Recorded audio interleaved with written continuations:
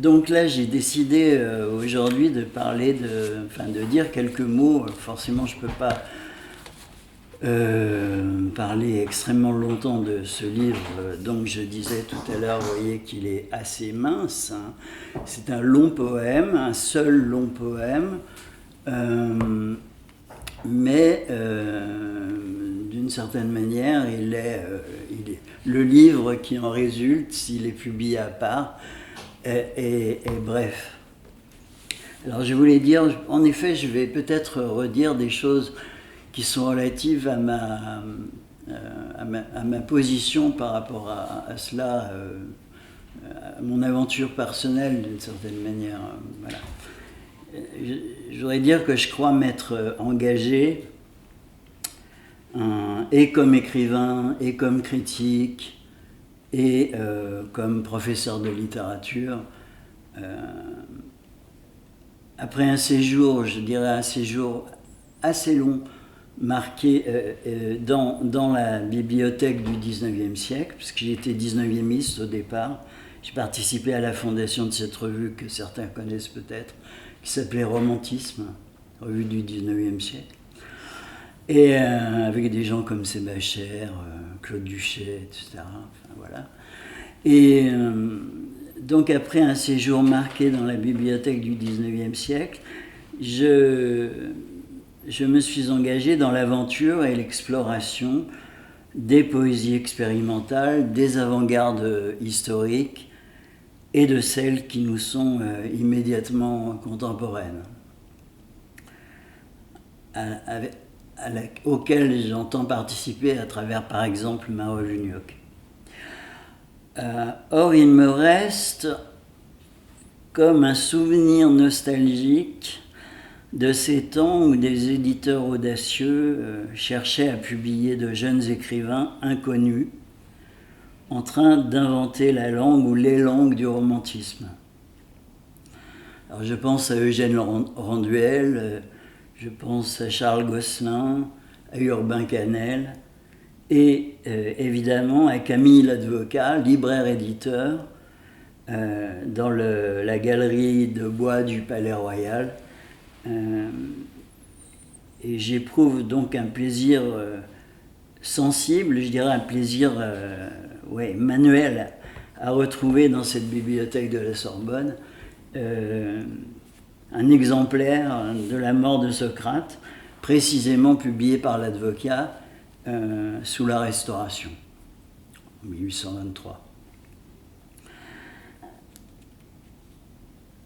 Et avant cela, je veux dire avant le poème de Lamartine, et je ne peux pas ne pas y penser, il y avait eu, sous le même titre, La mort de Socrate, et sous la signature du peintre David, un incroyable tableau néoclassique que vous avez peut-être tous en mémoire, qui se trouve à New York actuellement, je crois. Grande composition théâtrale, académique et figée. Tableau qui semble comme une illustration anticipée du poème de Lamartine. Poème qui, lui, pourrait très bien passer pour une tardive illustration verbale de ce tableau académique. Dans le tableau de David, on voit Socrate au centre du tableau, dans la lumière, se redresser sur le lit de sa cellule au moment de saisir de sa main droite la coupe de poison, tandis que de sa main gauche, il pointe un doigt vers le ciel, et geste que Lamartine, dans la dernière page de son poème, n'omet pas de reprendre. Il dit ceci: sa main, qui conservait son geste habituel, de son doigt étendu, montrait encore le ciel.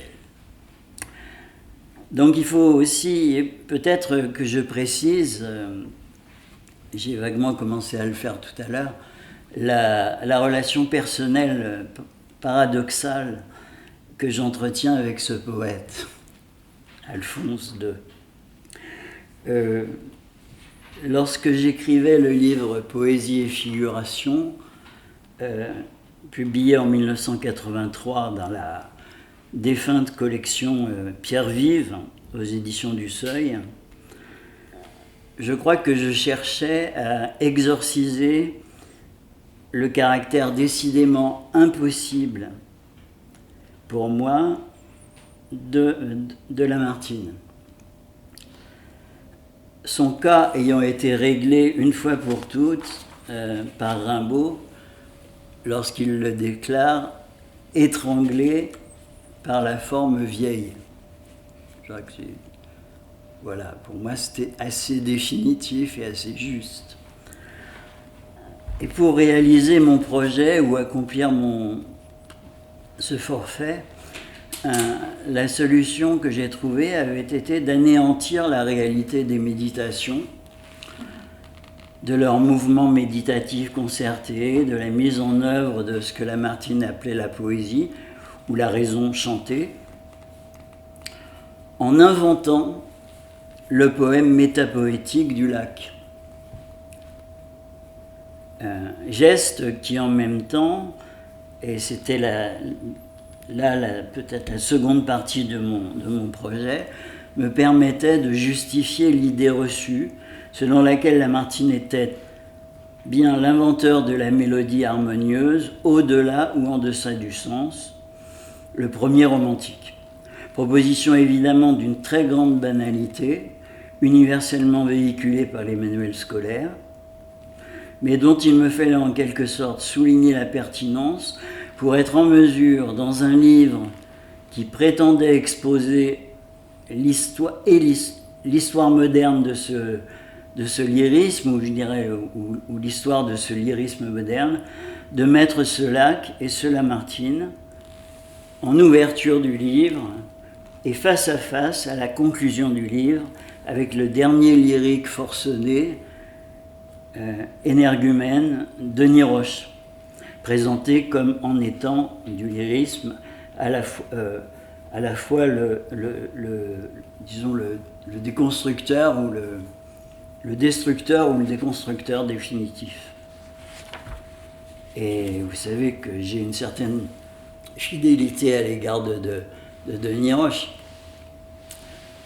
dans la mesure où, d'une part, c'est mon éditeur, enfin, c'était mon éditeur dans la collection Fiction et compagnie au Seuil, et je viens de lui consacrer une monographie justement dans cette collection qu'il avait créée. Pour rester dans le registre des banalités, ma perception naïve,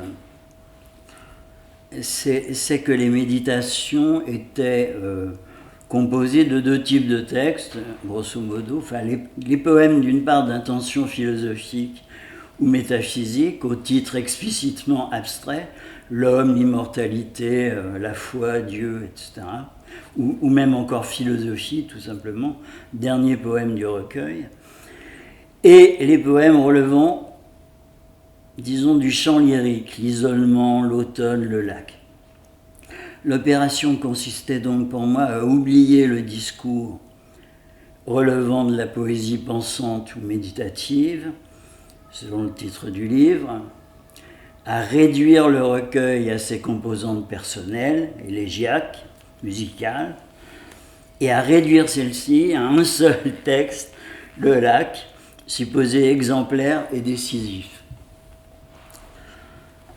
L'oubli en question impliquait évidemment l'occultation radicale d'un poème comme La mort de Socrate, pourtant tout à fait contemporain des nouvelles méditations, celle de 1823, oubli d'autant plus facile que l'édition monumentale et critique des méditations dont je disposais, qui était celle de Fernand Le Tessier aux éditions Garnier, c'est-à-dire près de 1000 pages de méditation en 1968, avec les méditations, les nouvelles méditations, les projets de méditation, etc. Vraiment la somme des méditations eh bien, il ignorait totalement, absolument et résolument cette mort de Socrate, sans doute considérée comme tout à fait étrangère au corpus, bizarrement.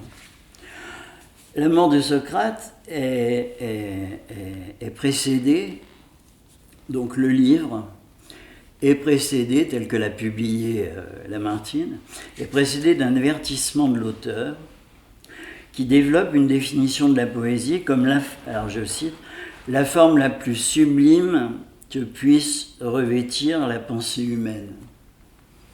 Donc, la forme harmonieuse ou harmonique, musicale de la pensée. Mais dans ce préambule théorique, l'auteur se met un peu à distance de lui-même. Il parle en effet de l'auteur à la troisième personne. Il dit l'auteur, le poète. Et il fournit au lecteur quelques indications supplémentaires, contextuelles, complémentaires, que celui qu'il désigne comme le poète a préféré, dans le corps de son texte, ne pas développer. Cet avertissement, il est lui-même précédé par un avis du libraire-éditeur, notre ami l'avocat, qui, lui, a pour but, comme il dit, de prévenir le public.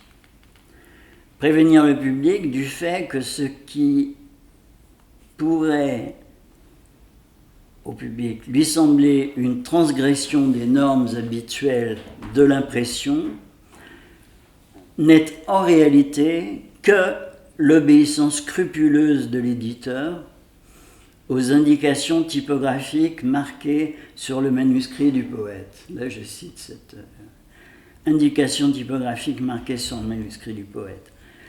Le texte est donc, en fait, il est lacunaire, et ces lacunes sont indiquées par plusieurs lignes de points. L'avocat se demande, ou feint de se demander, je ne sais pas, s'il s'agit là d'ellipses volontaires et définitives, ou si elles sont en fait simplement provisoires, ou encore si elles relèvent, sinon d'une imitation, du moins d'une parenté avec la même pratique familière au grand Lord Byron. Dans son péritexte éditorial à lui, Lamartine, dans son avertissement, celui qui se présente comme l'auteur, vient redire autrement l'avertissement de l'éditeur quant aux lacunes et à leur caractère original. Il parle d'une forme inusitée. Et je le cite, l'avertissement donc, ce fragment, ça désigne le livre, le poème, dans son entier, ce fragment est imprimé comme il a été écrit par l'auteur, dans une forme inusitée, par couplets d'inégale longueur.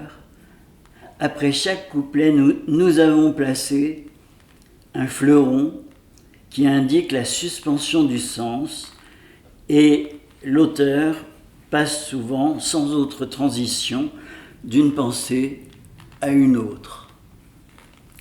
Donc on entend, je crois, que le signataire du livre, Lamartine, insiste à la suite de l'avocat sur l'étrangeté typographique de son poème, sur le fait qu'elle est bien, cette étrangeté, de la volonté de celui qu'il nomme l'auteur, et qu'une instance non précisée, mais qui n'est ni l'auteur, ni le signataire, ni non plus vraiment l'éditeur officiel, l'avocat, a neutralisé, ou peut-être souligné, aggravé, estompé, donc cette discontinuité du texte et son caractère lacunaire en plaçant un fleuron entre les fragments.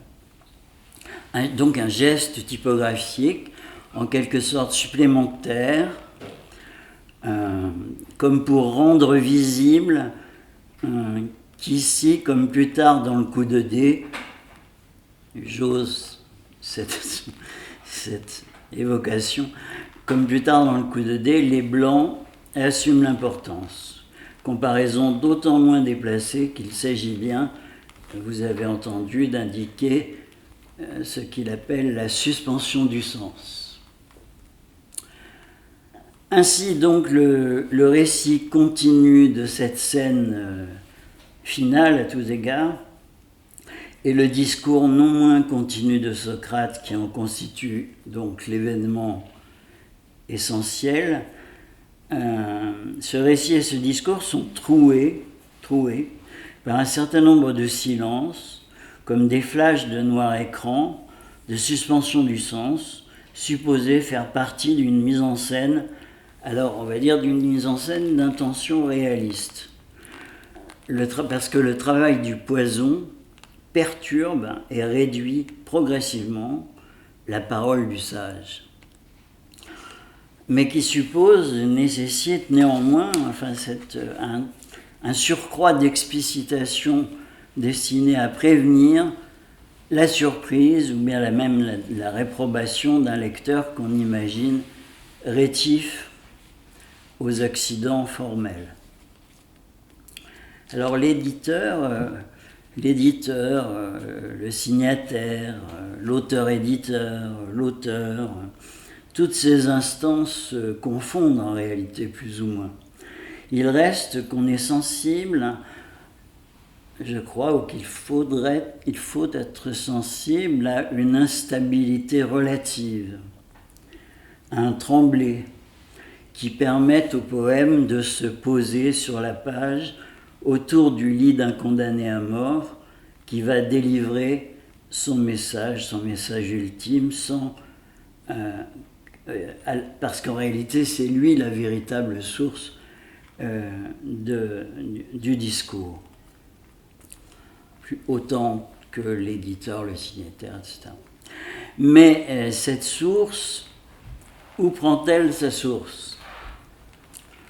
Le livre s'achève sur une longue série de notes, sur 12 notes assez longues, qui sont des citations de Platon traduites par le jeune Victor Cousin, dont Lamartine fait un éloge appuyé à la fin de son avertissement. Les propos de Socrate, sa leçon, sont donc en quelque sorte authentifiés par la source des sources, le dialogue de Platon, que l'auteur transcrit et traduit en segments, ensuite en segments de 12 syllabes régulièrement scandés. Mais ce dispositif qui transforme le signataire, je dirais, en poète adaptateur, fidèle à son modèle, Platon, ou en bon élève de classe de rhétorique, du temps où on écrivait des poèmes à partir de textes anciens, etc. Ce dispositif s'avère incomplet. La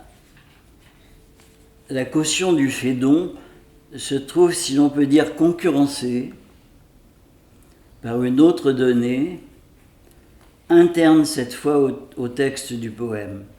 Si l'essentiel du récit est rapporté par un narrateur extérieur, ou soi-disant extérieur à la scène, disons l'auteur ou le lecteur de Platon, le poète adepte lui aussi, comme Victor Cousin, des plus nobles théories du spiritualisme, on s'aperçoit qu'à plusieurs reprises, il lui arrive d'écrire « nous » au fil du récit et de s'identifier ainsi aux disciples du sage qui l'entourent et se lamentent et boivent ses paroles. Ces propos de Socrate sont alors dans la fiction du poème devraient être compris comme simplement retranscrits par un témoin présent, un témoin direct.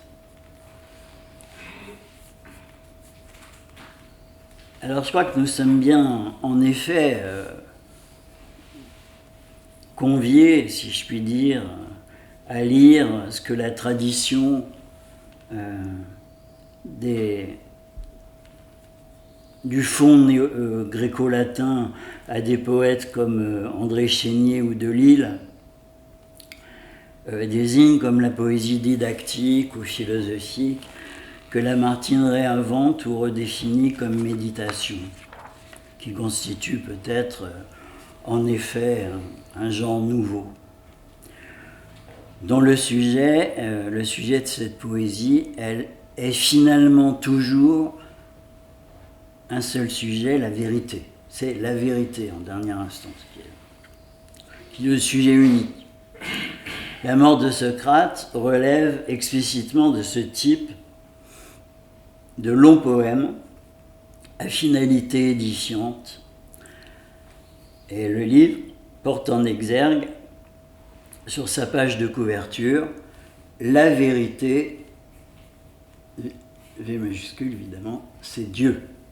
Point d'exclamation.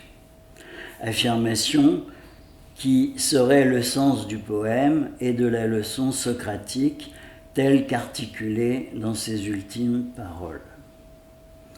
Donc on voit le sage invoquer devant ses disciples l'union du corps et de l'âme, et donc le mystère de l'immortalité, ou l'évidence de l'équivalence de la mort et de la naissance. L'âme s'est décidément substituée à la raison, et c'est elle, et non plus seulement la raison, ou même peut-être plus du tout la raison, qui chante. La philosophie est appelée à se dissiper dans l'exposé de Socrate ou de son discours, ou de son daimon plutôt, ce qu'il appelle son esprit, son daimon, qui parle à travers lui en fait. C'est pas lui qui parle, c'est le daimon. Donc il est inspiré évidemment. Il donne ainsi raison évidemment à ses accusateurs, aux accusateurs de la cité. Socrate ne croit pas aux dieux de la cité, qui ne sont pour lui à la rigueur que de simples métaphores, de pure convention verbale. Il pressent une vérité au-delà, il pressent un Dieu qui efface les images, qui efface les idoles, un Dieu qu'il nomme même dans le cours du poème le Verbe, V majuscule, dont l'unicité mystérieuse doit se substituer au pluriel des divinités actuelles, des divinités qui sont vénérées dans les temples. Socrate apparaît donc comme un héros précurseur, on oserait dire comme le précurseur du précurseur, P majuscule, porteur lui-même d'une révélation partielle et obscure avant la révélation définitive, donc comme une sorte de prophète, en somme. Il parle, dit le texte, comme un vieillard divin, donc comme un prophète, habité en tout cas par ce Dieu qu'il ne peut connaître et en chemin vers ce qu'il appelle le monde invisible. À la fois précurseur et prophète, mais plus encore, dans la mise en scène de cet oratorio immobile qu'est la mort de Socrate, de cette agonie parlante et pensante,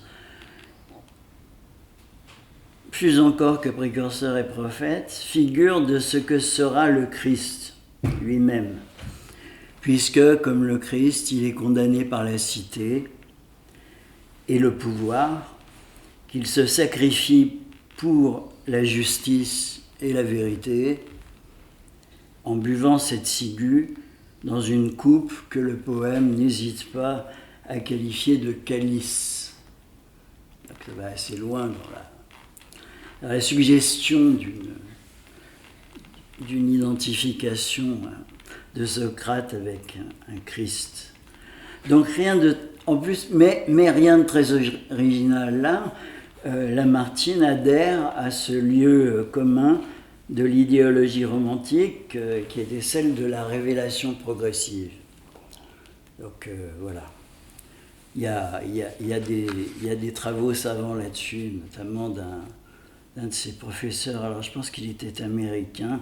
Justement, je le connaissais du temps de la revue Romantisme, qui avait écrit un Christ romantique, où il expliquait cette théorie de la révélation progressive, qui était assez largement répandue et exprimée. Alors je reviens sur les mots une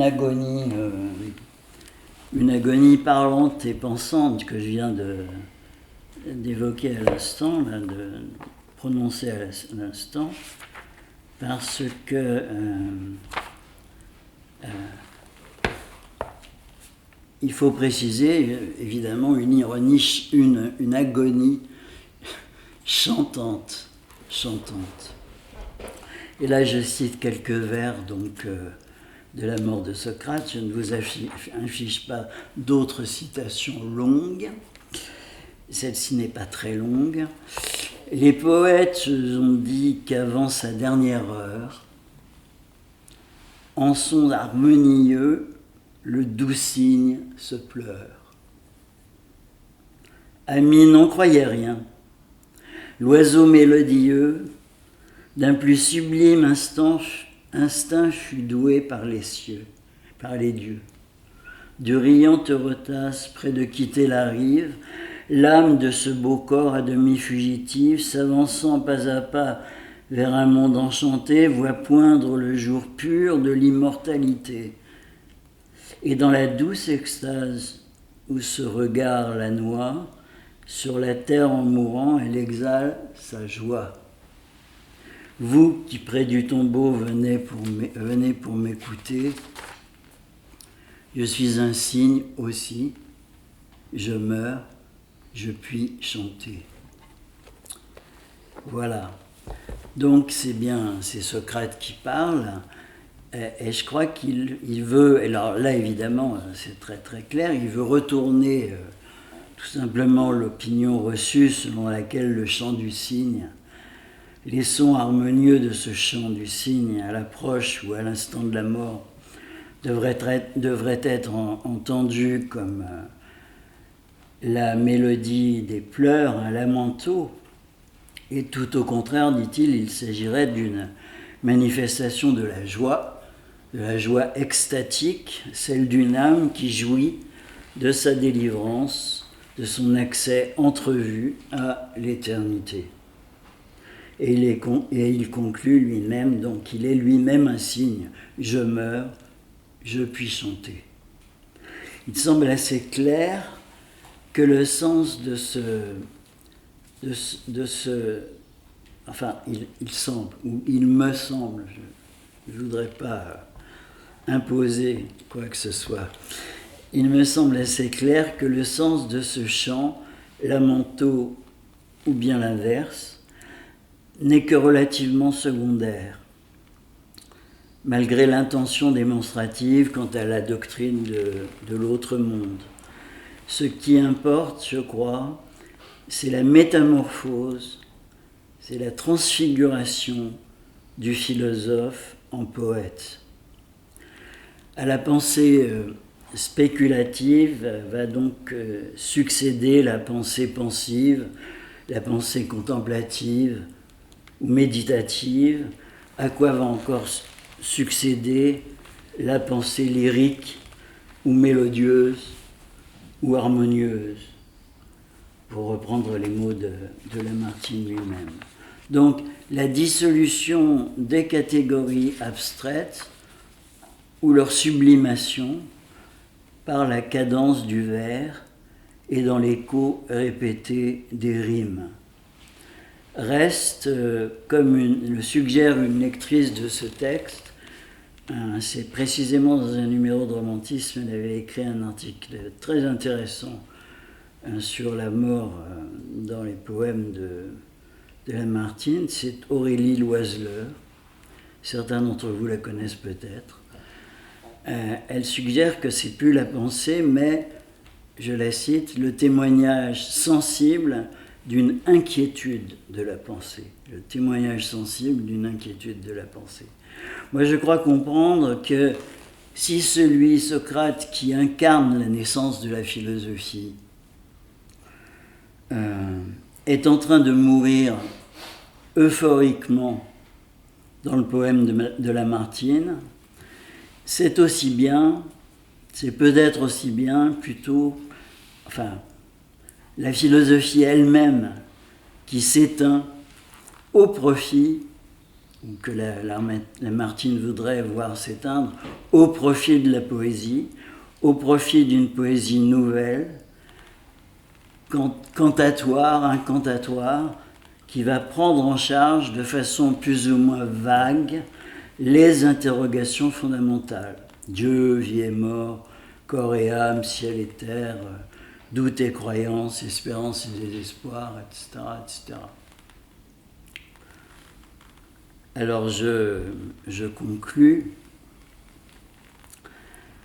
Dans une lettre, certains d'entre vous la connaissent sans doute, ouais, dans une lettre à l'un de ses amis qui semblait ne pas le comprendre, et ça le fâchait, et qui prenait son carnet du bois de pain pour une fable sur la création poétique, Francis Ponge avait écrit donc, à cet ami qu'il s'agissait en réalité de l'assassinat d'un poème par son objet. Pas du tout de la création d'un poème, mais de l'impossibilité même du poème, parce que la réalité s'opposait en quelque sorte à la formulation poétique. Et assassinat d'un poème par son objet. Et il pourrait n'être pas tout à fait absurde de dire que dans cette mort de Socrate, il s'agit de quelque chose comme le suicide de la philosophie par absorption d'un puissant poison qui n'est autre que le chant romantique, le chant des signes, celui que Lamartine entend écouter et tenter de retranscrire. Voilà, c'est tout ce que je voulais dire sur ce poème avec lequel je suis en, comment dirais-je, en dialogue dubitatif. Enfin, en tout cas, pas d'adhésion. Mais ça a un certain charme, indubitable. Voilà.